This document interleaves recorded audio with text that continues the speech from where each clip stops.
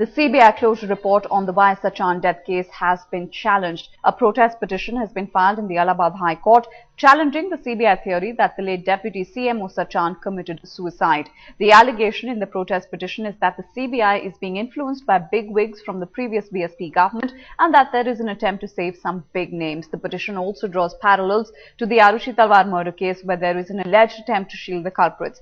After a probe of 14 months, the CBI filed a closure report saying there's no evidence to prove that Sachan in fact had been murdered. Well, let's get in more from our Lucknow correspondent, Amir Haq, who now joins us with more details. Amir, take us through the details of this petition. What exactly and how exactly are the details coming forward as far as this entire case is concerned right now? Well, the petitioner in this case, Nida Sachidanand Gupta, who initially filed a PIL in the High Court, on which the High Court finally approved a CBI inquiry for the case, has alleged in a protest petition that the CBI has been influenced by bigwigs in the government, and obviously there were stark evidences pointing towards the involvement of several ministers in the erstwhile BSP government in this entire NRHM case, and specifically in the mysterious death of Deputy CMO Y. Sachan. So this should ideally have been taken up as a case of murder by the CBI and should have investigated on those lines. And what the CBI finally said in its closure report was absolutely on the other side. The CBI said that this was a case of suicide and that it does not warrant any further inquiry. Amir Haq, many thanks for having joined us with those details on the story we're breaking to our viewers right now. Well, moving on now, Supreme Court directive to Karnataka to release water to Tamil Nadu has Kannada farmers up in arms. Even as Karnataka released the river water on the 30th of September, protests have erupted, affecting the lives of many ordinary citizens in both the states. But now the protesters have laid siege to the Krishnasagar Dam and are threatening to jump into the water. While around 5,000 farmers arrived in buses and lorries from different districts to join the protest, some of them were prevented from jumping into the water. They defied the security blanket and over 1,000 personnel deployed to ensure peace in the area.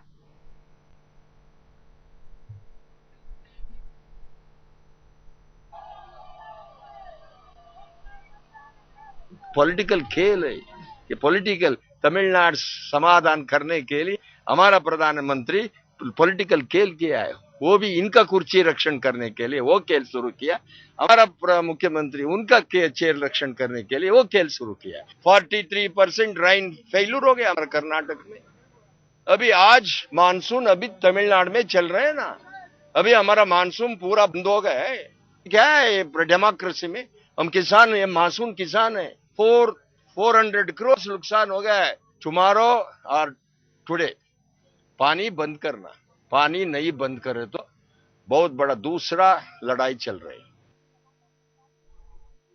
We have made adequate provisions and we don't expect any untoward incident to happen. Leaders are also conducting with great sense of responsibility and we are also prepared to prevent any untoward incident. KRS from the end-to-end points up to 1 kilometer, section 144 CRPC, a prohibitory order has been issued by the district authority and that's as a precautionary step. And the people who are coming in groups more than 5, they are violating it, so we are going to take action. Well, Mandya's MP, Cheluvaraya Swamy, was hit out by the farmers. Farmers say the MPs and MLAs have done nothing for them in a year where they faced drought-like conditions. Swamy is from the JDS, which rules the Cauvery Basin area, and it was approved the water release mandated first by the Cauvery River Authority headed by the Prime Minister. With the BJP government in Karnataka and the opposition Congress not backing the protests in a major way, the protests are headed mainly by local farmer groups and pro-Kannada groups.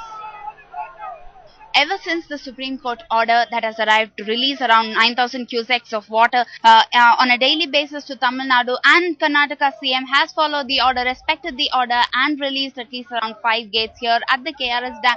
The farmers are really distressed with this whole decision. It has been a relentless effort to protest, to make sure that their cry is heard until the central government as well as the state government who will take some kind of action. Today it is their they are intending to strengthen their protest, strengthen the agitation, and there are at least about 50 of these farmers who have gathered at the KRS dam, threatening to actually get into the water. The security, the police security has also strengthened in and around the KRS dam. Prohibitory orders have been issued in and around public vehicles, not allowed, road blockade. And they've also ensured that tourists are not allowed to enter this area, because Brindavan Gardens is very close here. Many of them, personnel from the RAF as well as BSF, are also here to ensure that this protest happens smoothly. Around 300 farmers have gathered belonging to the Karnataka State Farmers Association, and their immediate demand is to stop the release of water. When the inflow is very less, how can the outflow be so much? And this is their demand. We'll have to wait and see what is the kind of action that Karnataka CM is going to take. He has to ensure that he does not go against the judiciary, as well as please the farmers, as well as take care of the interest of the state. With camera person Madhu, Pratibha Raman at KRS Dam for Headlines Today. Pratibha Raman, in fact, now joins us with more. Pratibha, you've got us that ground report as far as the developments really in this entire story are concerned. But give us a sense of this. Obviously, the situation is getting out of hand. We've seen day after day the kind of protests that are being staged. Farmers also coming into the fray. Just give us a sense of how the state administration, how the centre also is obviously trying to come out and address the situation at hand. Anything that is being done at a contingency level, Pratibha?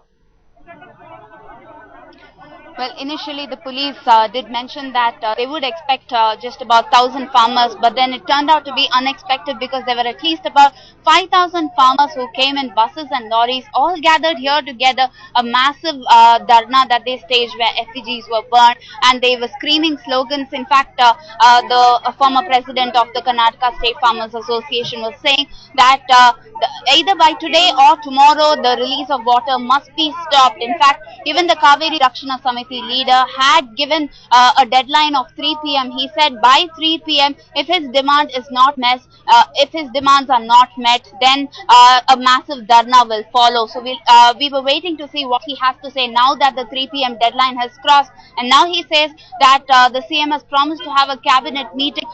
So he is going to wait and see what the cabinet meeting, what will be the outcome of that cabinet meeting. So by 6 p.m.